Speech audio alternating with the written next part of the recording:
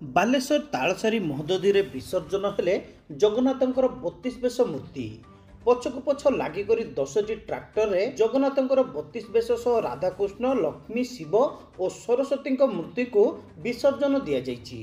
बालेश्वर जिला भोगराई ब्लॉक थाना छक हेलीपैड पड़िया रे डिसेम्बर 13 तारिख ठारू 21 तारिख पर्यंत भोगराई आध्यात्मिक कमिटी पक्षरु जगन्नाथंकर 32 बेश कार्यक्रम आयोजित करा जायतिला। तेबे एई कार्यक्रम उद्यापित हेबा परे तालसारी महोदधी रे जगन्नाथंक मूर्ति सह अन्य देवादेवी मूर्ति को विसर्जन दिया जायछि।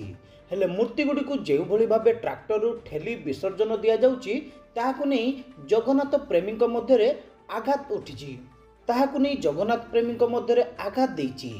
तेबे ए नै कमिटी पक्षरु कहा जायछि जे जेभली कौनसी असुविधा हेबो नहीं से नहीं समुद्र भितर ट्रैक्टर नहीं समस्त मूर्ति को आमे विसर्जन करिछु। तेबे दृश्य देखिला परे समस्त को विचलित लागुछि।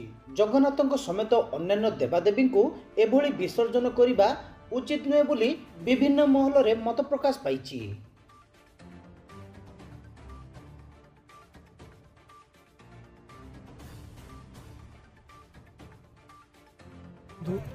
ठाकुर 13 तारीख रु डिसेम्बर 13 रु 21 तारीख पर्यंत जो जगन्नाथ 32 बेश थाना छक हेलीपैड पड़िया आज्ञा टली रे जोटा कहले नदी समुद्र भीतर को टली पशिला आमर समस्ते सेठी गले कौन सी अघटन जमी न घटू समस्ते आसिले एवं समुद्र रे विसर्जन दिया।